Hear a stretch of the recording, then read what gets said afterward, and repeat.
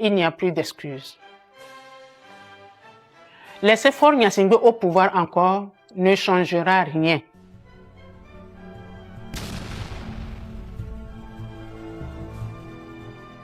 Togolaises, Togolais, chères concitoyennes, chers concitoyens, je suis Essozamna Marguerite Niakade, ancienne ministre des Armées du Togo. Je viens vers vous aujourd'hui avec respect pour la première fois en vidéo en tant que citoyenne togolaise. Je viens vous parler avec franchise et responsabilité, mais également avec un profond amour pour notre pays, le Togo. Je suis consciente que ma prise de position peut surprendre et déranger. Depuis la diffusion de mes tribunes, certains disent que je m'exprime par amertume ou par frustration. D'autres doutent de mes actions et pensent que je ne peux pas vouloir d'une sincère unité ou du changement. Je sais ce que cela peut représenter dans l'imaginaire collectif. À cela, je réponds, oui, j'ai des liens familiaux avec la famille Gnassingbé. Oui, mes enfants en sont issus. Cela est un fait. Mais il n'enlève rien à mon droit de m'exprimer en toute conscience sur la situation du Togo.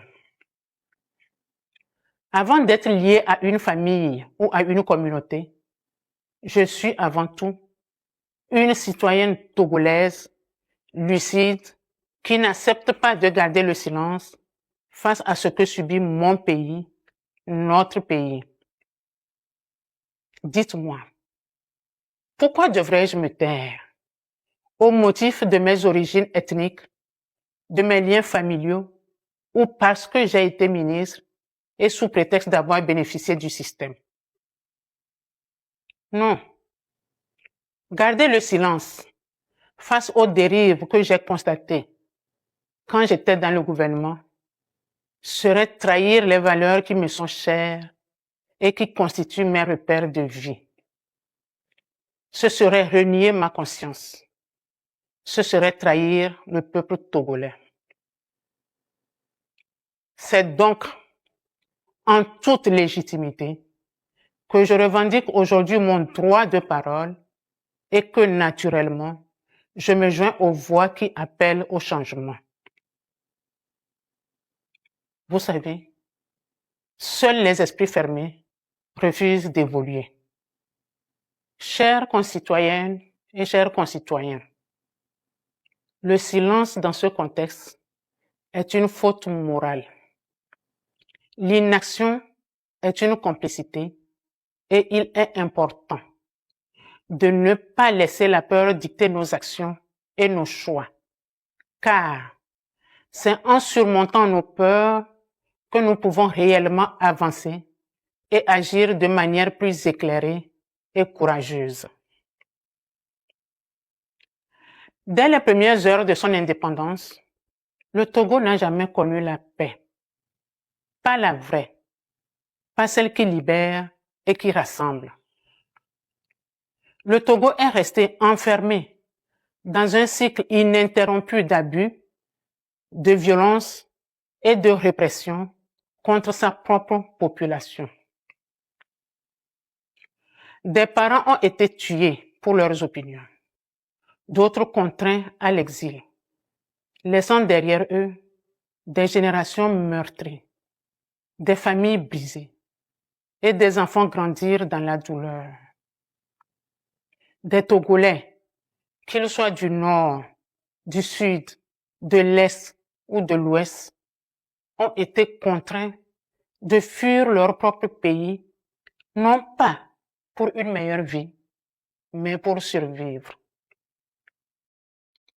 Toutefois, il n'y a pas que ceux qui sont partis. Il y a aussi ceux qui sont restés. Ceux qui vivent au Togo et qui ont appris à se taire par peur et par instinct de survie. des citoyens emprisonnés, privés de leurs droits les plus élémentaires et de leur dignité. Nous pensons à tous les Togolais, d'ici et d'ailleurs, qui portent en eux des blessures profondes, des douleurs anciennes et des colères légitimes.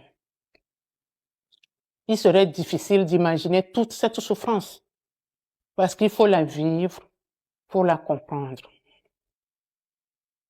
Il est temps d'arrêter toutes ces souffrances, d'assumer les erreurs du passé et de faire du Togo un pays de repentance, un pays de justice, un pays de mémoire.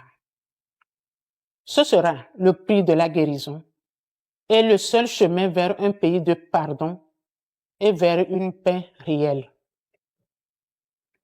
Nous devons aussi avoir en mémoire que le problème togolais n'est pas une région. Le problème n'est pas non plus un nom de famille, ni une communauté. Le vrai problème, c'est un système qui a trahi les espoirs du peuple. Et ce système doit être combattu et changé. Chères concitoyennes, chers concitoyens, notre pays ne se construira pas dans la division, mais dans l'unité afin de faire du Togo une nation. Nous avons tous un rôle à jouer afin que nos concitoyens de l'extérieur puissent rentrer chez eux et que tous les Togolais vivent en paix, parlent sans peur et marchent sans crainte. C'est ensemble que nous reconstruirons notre pays dans la fraternité et la détermination. Le temps du silence est terminé. Le moment est venu de dire les choses avec clarté. Nous avons besoin d'un Togo nouveau, d'un pays libre, juste, réconcilié et tourné vers l'avenir. Le Togo est en effet un pays riche, doté de ressources humaines et naturelles considérables. Il devrait être un modèle de développement. Hélas, les années de privation de liberté, de mauvaise gouvernance, de corruption endémique et d'impunité ont gravement compromis notre avenir collectif. Nous sommes conscients qu'il n'est pas facile de gouverner et de diriger. Mais le régime actuel a eu le temps, les moyens et toutes les opportunités pour changer le destin du Togo. Malheureusement, il a échoué et il n'y a plus d'excuses. Laisser Faure Gnassingbé au pouvoir encore ne changera rien. Il doit, d'une manière responsable, démissionner pour laisser la place à une transition apaisée, inclusive et nationale en vue de la reconstruction de notre pays.